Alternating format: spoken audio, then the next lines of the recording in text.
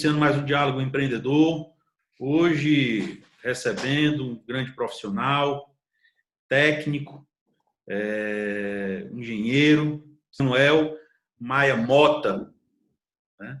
Com alegria de estar aqui participando novamente, já é a segunda vez, né, que atende aqui ao nosso convite, participar do Diálogo Empreendedor. E eu gostaria de iniciar, para ganharmos tempo, perguntando o que é que esse novo normal, como se chama, né, vai mudar ou já mudou na carreira dos profissionais abrangidos pelos CREAs aí de todo o Brasil. Inicialmente, cumprimentar aqui você, Jackson. Obrigado aí pela atenção de sempre, que você sempre tem perante ao CREA e perante aos profissionais de engenharia, agronomia, de geociência e tecnólogos, tá? Que o CREA abrange todos esses profissionais. Você sempre faz a defesa e uma palavra de apoio a todas essas nossas profissões e dizer de que a gente realmente vive um momento inimaginável, né? Se você pegar aí, muitos até pensadores da atualidade colocam que é o momento cisne negro, aquele momento em que você está aquele momento único, né? Aquele momento de raro, aquele momento difícil de se ver, mas que ele tem um grande impacto na nossa vida. Ele gerou um grande impacto na nossa vida. Ferramentas aqui como videoconferência, delivery, né? Essas ferramentas, elas sempre existiram, mas agora nos últimos 90, 100 dias, todo mundo, quase que 100% das pessoas tiveram acesso a essas tecnologias, a esses serviços, né, que já existiam. Agora mesmo, essa plataforma aqui que nós estamos conversando, o Zoom, ele não nasceu agora na pandemia, ele já existia, mas agora na pandemia, você é um cara que gosta de, eu sempre acompanho aí os seus canais, você sempre publica notícias, o Zoom, ele cresceu em faturamento esse ano, coisa de 100 vezes na pandemia, né? Já está valendo mais do que a Boeing, como é que você pode imaginar? Pois é, e tudo agora, nos últimos 100 dias. É uma coisa inimaginável, né? Uma coisa inimaginável. Então, as coisas aconteceram de forma muito rápida. E tanto é que eu tenho até um pensamento filosófico, né? Uma frasezinha que diz assim, penso, logo existo, não é assim? Sim. Agora é assim, estou conectado, logo existo. Se eu não estiver online, eu não existo para mais ninguém. E dessa forma, eu coloco aí de que a tecnologia deixou de ser modismo, né? Antes, quem usava um aparelho smartphone de última geração, que tinha que ter uma certa capacidade, uma certa velocidade, então um notebook mais portátil, uma internet, ter em casa, no escritório, mais de uma conexão com a internet para poder se permanecer online, isso tudo era modismo ou exagero, quando, na verdade, agora passou a ser uma realidade e uma necessidade de a gente ter uma boa conexão com a internet, a gente usar recursos tecnológicos, trazendo aí o que estão chamando de novo normal, até você colocou isso também como novo normal, e com certeza vai passar a ser assim. Imagina aí quantas viagens você deixou de fazer, quanto você economizou aí nas suas empresas, só com passagem aérea e hospedagem nos últimos 100 dias, e os negócios continuaram acontecendo. Pode até, eventualmente, você ter que realizar uma viagem, alguma coisa para fechar negócios, mas com certeza boa parte das reuniões em último caso, vão aumentar. Né? Não é nem isso. Pode até ser, você pode até fazer na mesma intensidade, sabe, Jackson? Mas as reuniões para refino das conversas, elas vão acontecer com mais vezes. Por exemplo, você ia fechar um negócio, ia fazer uma palestra, participar de uma reunião, era um encontro, né? 1 ou 2 encontros no máximo. Agora você pode fazer 1 ou 2 encontros presenciais e vários encontros remotos, né? Uma reunião pode ser híbrida. Agora, vamos supor uma reunião envolvendo aí pessoas de diversos locais da cidade mesmo, que não pode se deslocar devido ao trânsito, devido a qualquer motivo.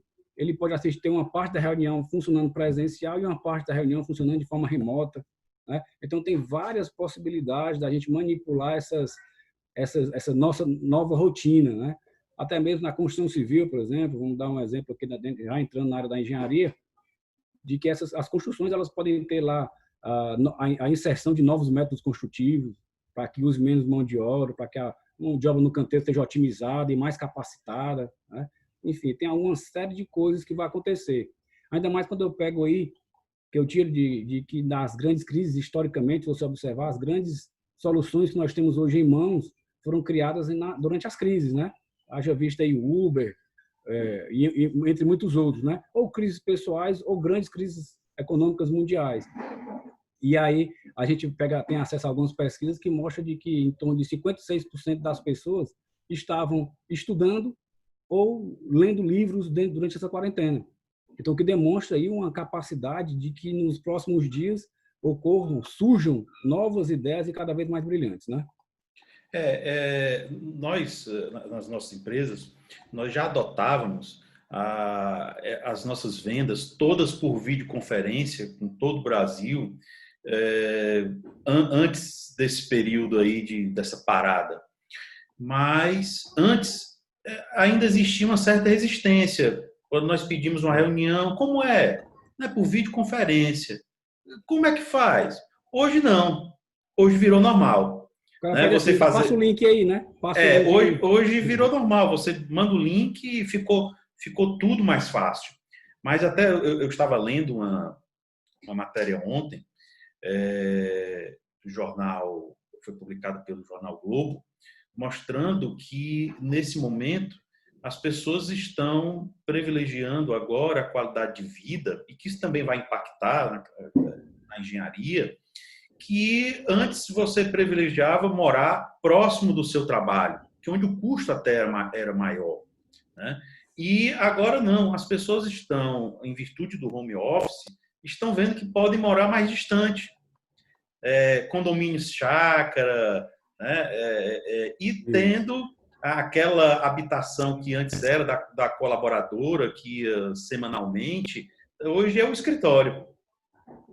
Então, isso aí também vai impactar. Com certeza.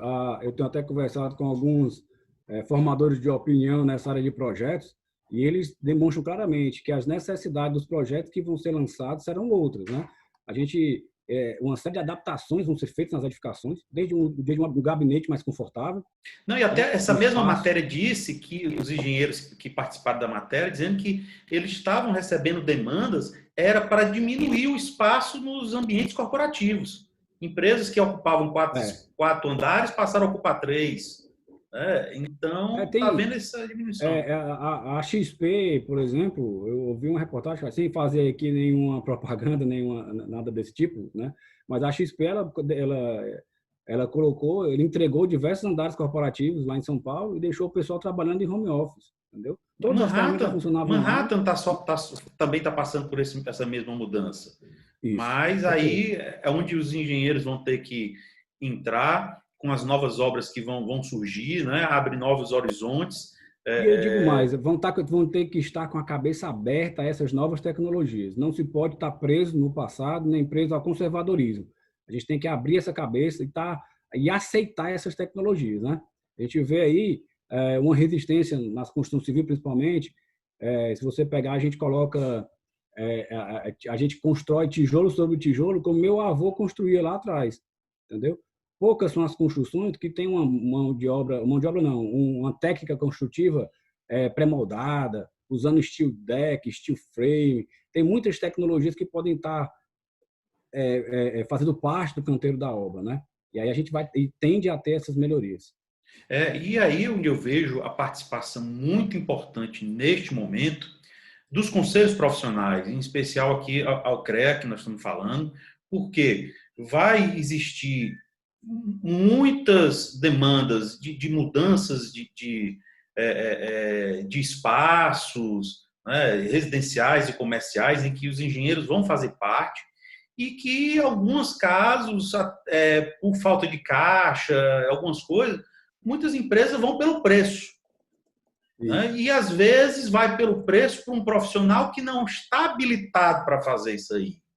Então, o papel que eu vejo dos conselhos profissionais e do CREA em específico agora nesse assunto que nós estamos tocando, é de suma importância para mostrar para a sociedade, para mostrar para os clientes que, no momento, o preço importa, lógico, mas não é só o preço que importa.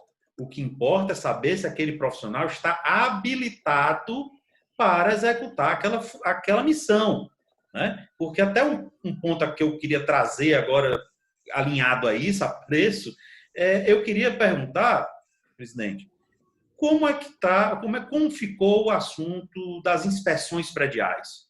Tivemos um problema recente em Fortaleza, né, infelizmente, mas que um assunto que veio à tona, que foi a inspeção, que houve uma ação enérgica do CREA em cima desta pauta. Avançou? Como ficou a questão das inspeções prediais? Bem, realmente a inspeção predial é um problema sistêmico aqui da cidade, não só aqui de Fortaleza, mas diversas cidades do interior e até de outros estados, tendo em vista aí de que as cidades estão envelhecendo, né? O Brasil é um país jovem, as cidades eram mais jovens ainda. Alguns, como o Rio de Janeiro, Salvador, você já via problemas mais sérios de edificações por falta de manutenção, e está chegando agora aqui a vez da cidade de Fortaleza, né? A cidade de Fortaleza, nos últimos anos, aí, tiveram uma série de problemas de falta de manutenção, e nos últimos 2 anos, eu venho travando uma batalha à frente do CREA de viabilização da fiscalização da lei de inspeção predial. Tivemos reuniões com o prefeito, reunião com vereadores, com deputados, enfim. Tentamos mexer politicamente nesse segmento para verificar aí o andamento das fiscalizações. Porque, existe aí, Jackson, um grande problema, né? Aqui em Fortaleza também existem muitos imóveis que historicamente não tiveram manutenção. Se essa lei começar a ser fiscalizada, eles vão ter que fazer os proprietários vão ter que fazer grandes investimentos nas reformas, né? Tanto é que fala-se aí, o prefeito já falou algumas vezes, enfim, outras pessoas comentaram, de que é difícil a fiscalização e tudo mais, mas eu acho que o problema não é nem esse, até porque a grande média da cidade, se você circular aqui na área mais povoada da cidade, nessa região Aldeota, Meireles, Papicu, Cocó, onde tem a classe A de Fortaleza aí, a elite financeira, vamos dizer assim, os condomínios todos, você já vê uma plaquinha que ou estão fazendo, ou já fizeram, ou estão em processo de inspeção predial. A conscientização está acontecendo. Na periferia, eu tenho conversado com alguns amigos que essa conscientização está chegando. Tem muitos prédios na periferia que já estão começando a fazer esses trabalhos, só que tem eles estão fazendo não de inspeção predial da lei, estão fazendo um pouquinho antes.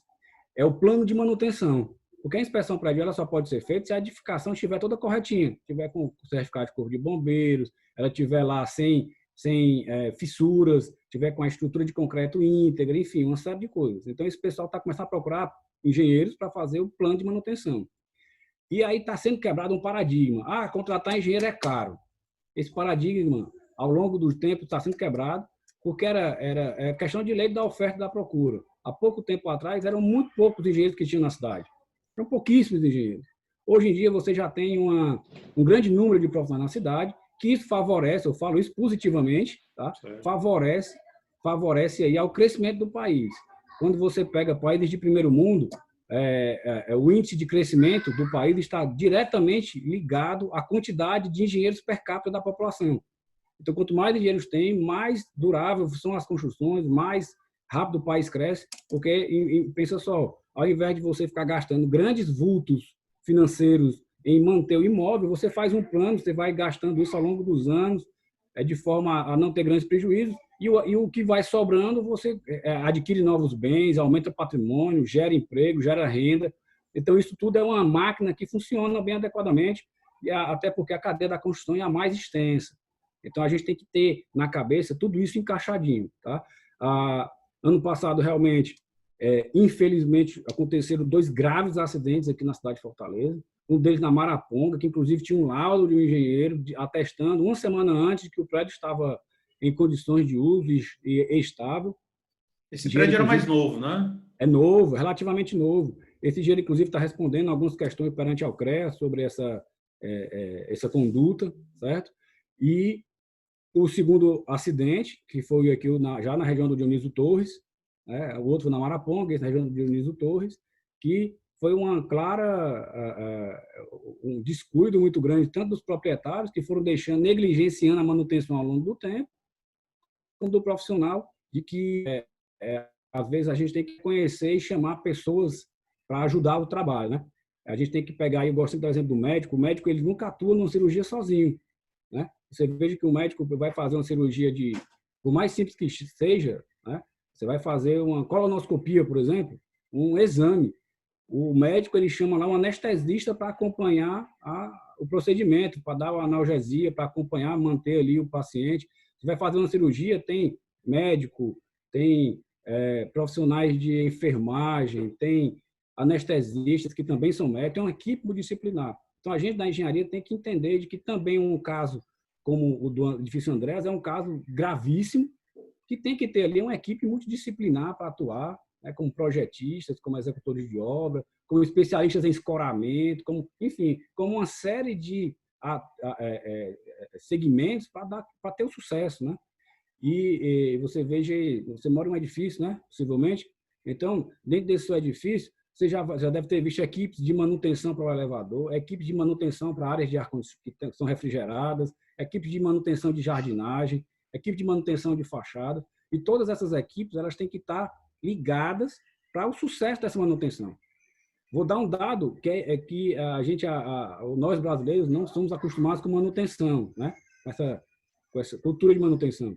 Uma fachada ela deve ser lavada, né? E deve ser inspecionada, né? Quando eu digo lavada, ela vai ter inspecionada e depois vai ser feita uma lavagem mesmo da fachada a cada 3 anos. Você imaginar que um prédio com 3 anos de idade tem que ter uma inspeção de fachada. Muita gente nem vai entender. Meu prédio é novo. Quantas vezes você já deve ter escutado? Não, minha construção é nova, minha casa é nova, tem 10 anos. É nova, mas ela tem que manter, você tem que pintar a casa regularmente, verificar vazamentos. Tem uma série de procedimentos que podem parecer banais, mas são de fundamental importância para a durabilidade das edificações.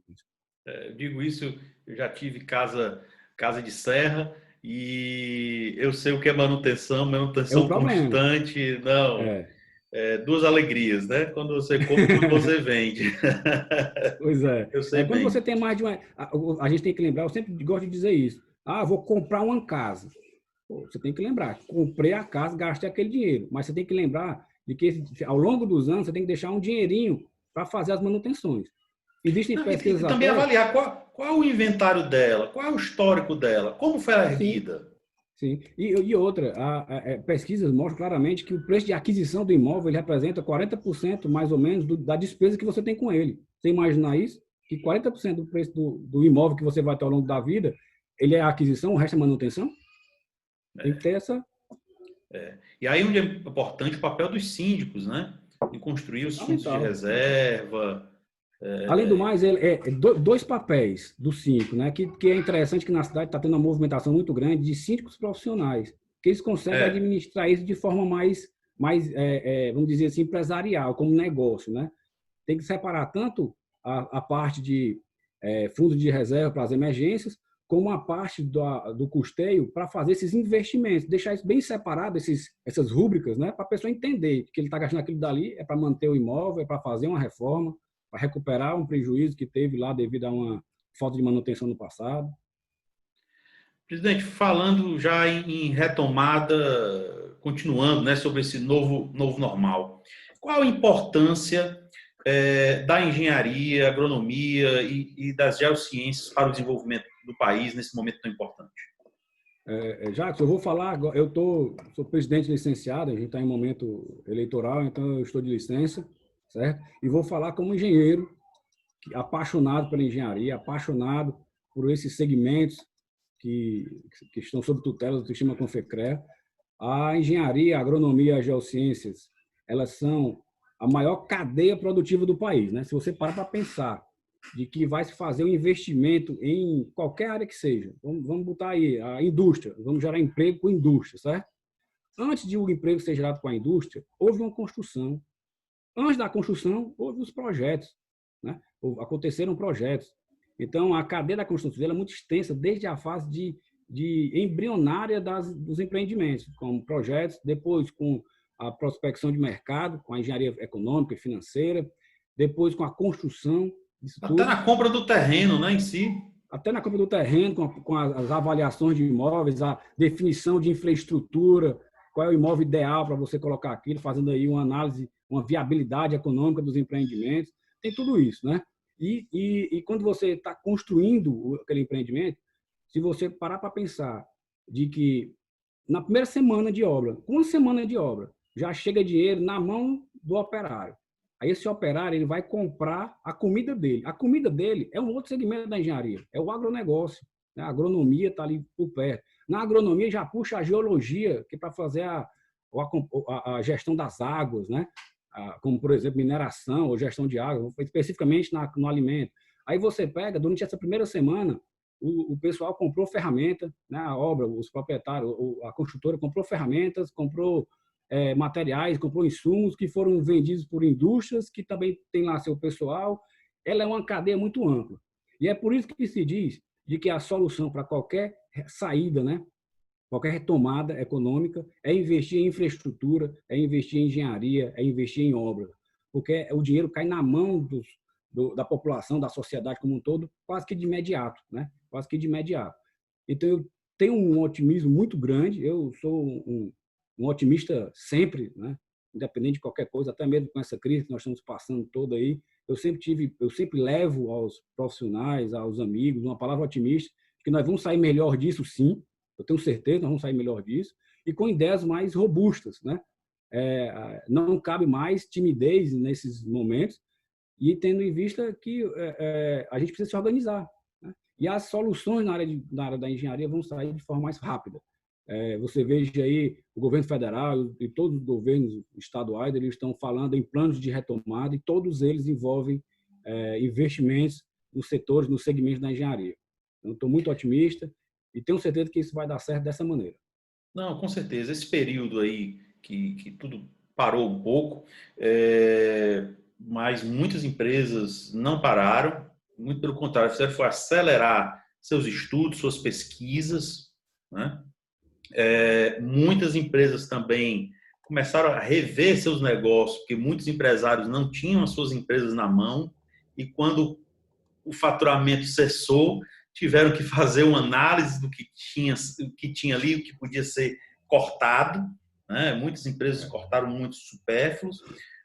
Foi uma lição, acho que como nunca visto antes, de forma mundial, mas eu também sou otimista e ainda mais por ser brasileiro, né? Porque o brasileiro por si só ele é otimista, ele é guerreiro, né? Existia aquele ditado lá atrás que dizia que antes do equilíbrio da nossa moeda, né, que muitos países com a moeda equilibrada, como os americanos, que eles não entendiam como o brasileiro conseguia tocar os seus negócios diante de tantos altos e baixos, né? Mas quando veio o equilíbrio da moeda, foi um outro ritmo. E agora eu vejo que os brasileiros vão também conseguir se sobressair de uma forma mais organizada. Manuel, a parte da questão da formação dos profissionais, eu tenho acompanhado a pauta, as discussões através do federal e dos estaduais, do acompanhamento junto ao MEC, né, sobre a formação dos profissionais, né, aqueles futuros inscritos, né, aqueles futuros profissionais do setor. Como é que isso tem se dado? Como é que tem sido a qualidade dos cursos dos profissionais que estão saindo nos bancos das faculdades? Beleza, Jacques. Você deixou só fazer um pequeno comentário antes. Você colocou a questão do Brasil. E realmente o brasileiro é muito resiliente. Ele consegue se adaptar muito facilmente. E, digo mais, além de se adaptar, renascer com muita velocidade. É um dos países, inclusive, pesquisas que apontam isso, é um dos países mais empreendedores. Salvo engano, é o número 2 nesse ranking de países empreendedores. Tá? E digo também a questão faltou complementar na minha resposta com relação à engenharia nessa retomada, eu acho que vai ter uma grande movimentação devido às relações do mundo com os países, né? Os países em geral com o mundo. Você veja que ainda hoje as fronteiras de diversos países estão fechadas, né? E quando abre, aparece, não pode receber aviões, né? Não pode receber aqui pessoas de países A, B e C, né? O Brasil mesmo está impedido brasileiros mesmo estão impedidos de entrar em diversos países. Então, isso vai fortalecer também um nacionalismo das indústrias, né? A gente não pode mais conceber uma dependência de 70%, 80% dos nossos bens de consumo fabricados apenas pela China. A gente vai ter aí um reequilíbrio dessas forças e muitas vantagens competitivas de empresas vão aparecer nesse momento, né? E com relação à qualidade do ensino, é realmente um problema. Eu creio que não só para a engenharia, agronomia, geociências e a tecnologia, é um problema a qualidade do ensino, de forma geral. Houve, nos últimos 20 ou 20 e poucos anos, houve um incentivo muito forte à população brasileira a realizar, a fazer o seu nível superior, né? Democratizou isso tudo. Se você pegar nível comparativo, entre os anos 70, mais ou menos, vamos pegar os anos 70, né? Que está mais recente, até os anos 2000, vão aí 20, com mais 30, vão aí 20, com mais 30 anos, né? 30 anos. Nesse período de 30 anos, tinham apenas 2 cursos de engenharia civil no estado do Ceará. Certo? Apenas 2. Nesse período de 30 anos. Nós estamos hoje em 2020. Do ano 2000 para 2020, nesses últimos 20 anos, houve um crescimento exponencial da quantidade de cursos de engenharia civil no país. Para você ter ideia, hoje existem mais de 33 cursos de engenharia civil só no estado do Ceará. Antigamente eram apenas 2. Nesses 30 anos aí que eu te disse, da década de 70 aos anos 2000, eram apenas 2, Unifor e o UFC. Hoje tem mais de 33, certo? E aí, 33 só no Ceará? Esse incentivo, só no Ceará, de engenharia civil. Tá? Engenharia civil. E aí você imagina que tem profissionais de toda sorte, né? Isso ocorre também com outras profissões. Tanto é que a gente já vê ações aí dos advogados restringindo novos cursos, da medicina também restringindo novos cursos. A engenharia, ela tem feito um movimento muito forte nos últimos 2 anos, né? Que é o tempo que eu estou aqui, a gestão do CREA, um movimento muito forte junto ao MEC para barrar algumas liberações, porque quando a universidade ela tem o seu curso aprovado junto ao MEC, o CREA não pode fazer nada. Ele não pode restringir, não pode fazer nenhum tipo de seleção para fazer essa separação dos profissionais. E aí tem sido feito cada vez mais, vamos dizer assim, entre aspas, um chegar junto do MEC e participar mais do CONFEA, o sistema CONFEA-CREA, na verdade, participar da liberação desses cursos. Tá? Existe também uma forte tendência de que a engenharia passe por um processo de certificação. Tá? Ao invés de fazer como a advocacia, que você faz um exame de ordem, né? Até porque é fácil de eles fazerem o exame de ordem, porque são poucos segmentos do direito. Né? Você pegar ali, tem 5 ou 6 segmentos do direito, tudo bem, cada dia aparecem novos, mas você consegue contar nos dedos ainda. Na engenharia, são mais de 300 profissões que o sistema CONFEA-CREA abrange. Só na engenharia civil, eu posso fazer cálculo estrutural, instalações elétricas, hidráulicas, sanitárias, de incêndio, construir, fazer orçamento, acompanhar a obra. Entendeu? São muitas funções que eu posso exercer. E o engenheiro não tem condições de exercer tudo ao mesmo tempo. Então, a tendência é que se tenha uma certificação, tipo as residências na medicina, as sociedades de medicina, né, de pediatria, de ortopedia, enfim. E aí isso garante uma melhor fatia do mercado para bons profissionais e os outros profissionais vão migrando para que eles tenham mais afinidade. Eu até tenho dito, inclusive, de que a gente precisa entender que o campo das engenharias é muito aberto. A gente não pode fazer engenharia civil e sair, vou construir minha casa, minha vida, que eu vou ganhar dinheiro.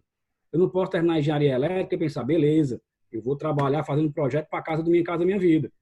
A gente tem que tirar isso da cabeça, certo? E pensar num segmento mais amplo, em desenvolver técnicas de construção para a obra, levar a obra com mais qualidade. Na área de engenharia elétrica, eu vejo aí, a gente está conversando aqui via Zoom, está conversando em delivery, está conversando em novas tecnologias, está conversando em internet das coisas. Tudo isso é da atribuição da engenharia elétrica. Então, a gente tem que pensar fora da caixa. As faculdades já têm que ter isso nas suas diretrizes curriculares, de mudar essa cabeça do alunato e trazer para a sociedade o profissional que a sociedade está pedindo. Existe uma grande defasagem, Jackson, nas nossas leis. Tá? As leis que regem o sistema CONFEA-CREA são da década de 30, 70 e 60. É de punição para o mau profissional, para aquele que está exercendo legalmente, né? As realidades de hoje são diferentes, é uma modernização dessas leis. A gente tem que trabalhar junto ao poder legislativo para mudar essas leis. Inclusive, aqui no CREA Ceará, a gente tem feito uma ação para, dentro do nosso escopo de atuação, que é restringir atribuições. É feito, quando o profissional vai lá trabalhar, vai lá pedir o registro no CREA, ele se forma, né, ele é bacharel em engenharia e vai para o CREA fazer o seu registro de engenheiro. Aí, naquele momento, é analisado o currículo dele. Qual é a grade curricular que a faculdade tem e qual a grade curricular que você cursou.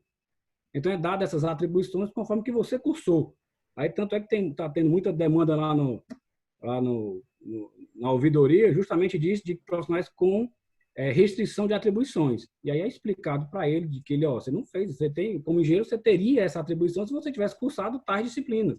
E aí vai se chegando num consenso, no meio termo, junto às universidades, para entender isso também. Não adianta você jogar no mercado só para dizer que jogou o engenheiro, jogou o profissional, tem que jogar com qualidade, né? Os profissionais têm que ter essa consciência também, as universidades também.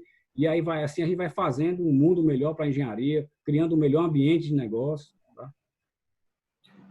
E você disse bem, aí a grande importância da ouvidoria, que é dar ouvido ao cidadão, né? A dar ouvido ao profissional, tirar dúvidas, esclarecimentos, que muitos CREAs precisam avançar nesse relacionamento, e principalmente nesse novo momento, né? Para que até o profissional possa valorizar aquela anuidade que ele paga, porque às vezes o profissional ele acha que ele não tem vez e voz, e ele tem, desde que ele fale.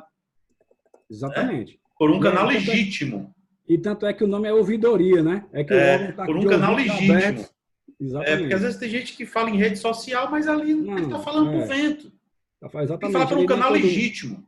Legítimo, que documente, que gere processos, que gere protocolo, né? Que gere um fluxo, que tem um fluxo definido dentro da instituição.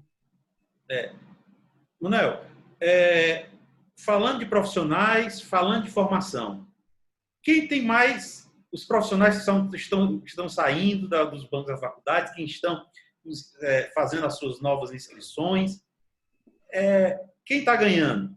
É o profissional masculino? É o feminino? Como é que está a inserção da mulher nesse momento? Jackson, ao longo dos anos, sempre foi tido como uma profissão de homem, né, a engenharia. E isso vem mudado ao longo dos anos. Tá? Hoje, dentro do sistema Confecre, passou um dado curioso aqui para você, interessante. Eu fiz até há pouco tempo, foi comemorado o Dia Internacional da Mulher na Engenharia. Né? O Instituto de Engenharia do Reino Unido, a Sociedade de Engenharia, né, do Reino Unido instituiu esse dia para valorizar a inserção da mulher no mercado da engenharia. Né? E para você ter ideia, apenas do CREA Ceará, aqui no Ceará, 12% dos profissionais registrados no estado do Ceará são mulheres. Somente 12%. E esse dado ele se repete para o Brasil afora. Muito baixo, né? São poucas, é muito baixo. São poucas mulheres, mas as mulheres elas são bem competentes. A gente vê pessoas... Já na arquitetura ela tem uma participação maior, tem né? Uma participação maior, já exatamente, tem uma participação maior. Você vê pessoas de destaque sendo, aqui, por exemplo, a secretária do município de Fortaleza, de infraestrutura do município de Fortaleza, é uma mulher. A secretária de meio ambiente é uma mulher. Então, elas estão ocupando cada vez mais cargos de importância, né?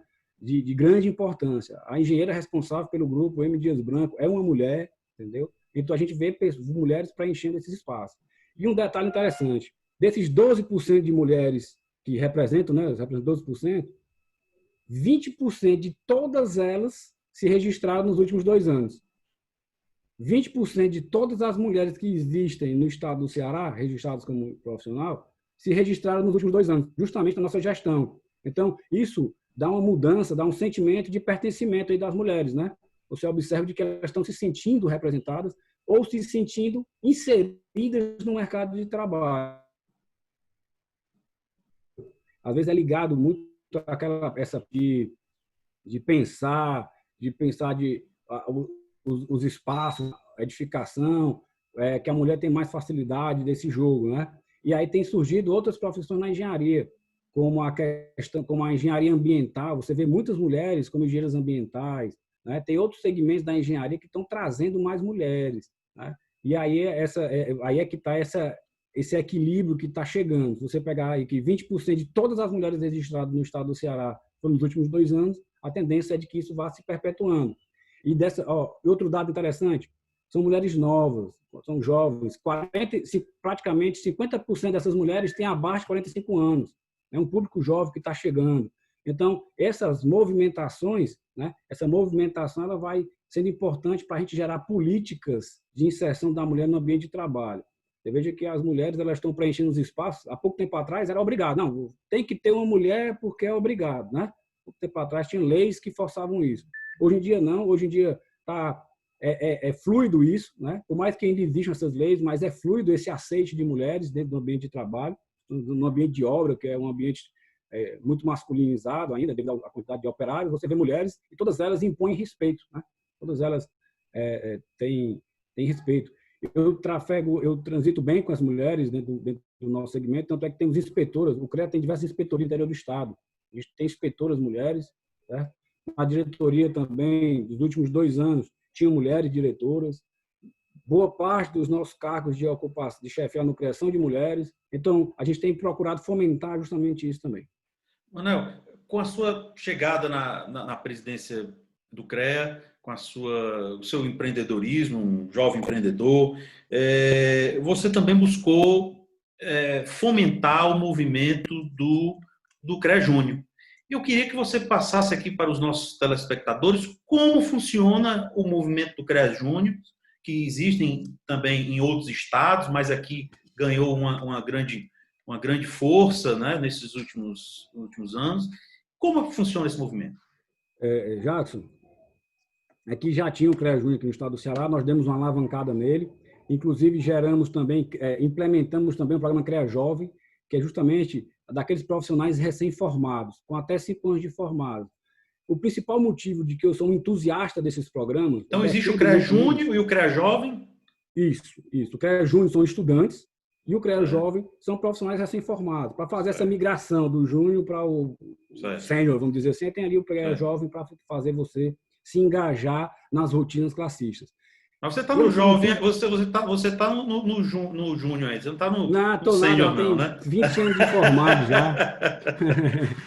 E é interessante, eu sempre incentivo isso, sempre incentivei, sou entusiasta disso, como eu já repetindo aqui isso, porque se você pegar historicamente aqui no estado do Ceará, a gente chegou aqui quebrando ali uma sequência de profissionais que estão há muito tempo no sistema, né? Então, eu incentivo esse pessoal do CREA Júnior, do CREA Jovem, a se capacitarem, a se mostrarem como novas lideranças para o sistema. É necessário que tenha essa oxigenação. Assim como eu cheguei com diversas ideias novas, mudando o perfil do candidato, mudando o perfil da presidência do CREA, essas novas lideranças elas têm que chegar e trazer esse oxigênio novo. Né? Então, eu sou um grande entusiasta disso e, nos próximos anos, aí, pretendo capacitar esses programas ainda mais para que essas lideranças se engajem, né? Essas pessoas, esses profissionais se engajem nas rotinas classistas, conhecendo como é que o CREA funciona, sabendo a importância de cada segmento e levando um pouquinho desse oxigênio novo, dessa energia nova que o engenheiro tem lá na obra, para dentro do conselho, para que a gente tenha dias melhores, para que a gente consiga quebrar uma série de paradigmas que existem ali dentro. O Diálogo Empreendedor tem o apoio da Prefeitura Municipal de Fortaleza e do SEBRAE. Agradecemos a sua audiência, hoje recebendo o engenheiro Emanuel Mota, conversando sobre as atividades do CREA. Lembrando que o nosso programa sempre vai ao ar às quartas-feiras, às 20 horas, com reprise aos sábados e domingos, às 9 horas, pela nossa TV, através da BrisaNet, canal 176, Telecable, TCM, TV a cabo Mossoró, aí para 4 estados. E você pode conferir este e outros programas através do nosso portal Economic News Brasil e também do nosso canal YouTube Economic News Brasil e todas as nossas redes sociais, se você não conheceu ainda e não visitou o portal Economic News Brasil, e conheça os conteúdos lá publicados. Manuel, estamos chegando já no final do nosso bate-papo aqui, que foi ligeiro. Queria que você deixasse aí uma mensagem. Hoje, através da BrisaNet, nosso programa já chega aí em quase 70 municípios do interior do Ceará. além dos outros 4 estados também, que é transmitido. E queria que você mandasse uma mensagem de encerramento aí. Tá contigo. Bem, Jacques, eu queria mesmo agradecer a sua atenção e a atenção de todos os seus espectadores e seguidores aí, parabenizar por essa iniciativa que você teve de implementar esse diálogo empreendedor. A gente precisa mudar isso dentro aqui no Brasil, sair da mentalidade de emprego para ir para a mentalidade de carreira, né? Não é mais nem de trabalho. Isso você tem falado há bastante tempo, já batido nessa tecla, né? Isso, e cada vez mais a gente vê isso, que os empregos eles vão se acabar e vão dar surgimento às carreiras. Então, eu me coloco aqui à disposição de todos os profissionais para que a gente troque ideias e fomente aí um debate acerca das profissões de engenharia, agronomia e geociências para a melhora desse ambiente de trabalho e favorecimento da criação dessas cada dia mais importante e que tenham certeza de que essa crise ela vai passar mais rápido do que a gente imagina, não só pela força da política envolvida nisso tudo, que está nos guiando, nos orientando, mas pela força da engenharia, força da agronomia e dos profissionais de geociências e de tecnologia, que são fundamentais para alavancar o crescimento do Brasil. O Diálogo Empreendedor também tem o apoio da Rede Participar Brasil. Agradecemos a sua audiência e já convidando para o próximo programa. Hoje recebemos o engenheiro Emanuel Mota, conversando sobre as a atuação do CREA, enfim, de todas as categorias abrangidas em todo o Brasil e o futuro nesse novo normal, como se chama atualmente, né, Manuel? Mas vamos, se Deus quiser, brevemente será o normal, né? Tira esse novo. Tira novo. Muito obrigado, Manuel, e até o nosso próximo programa.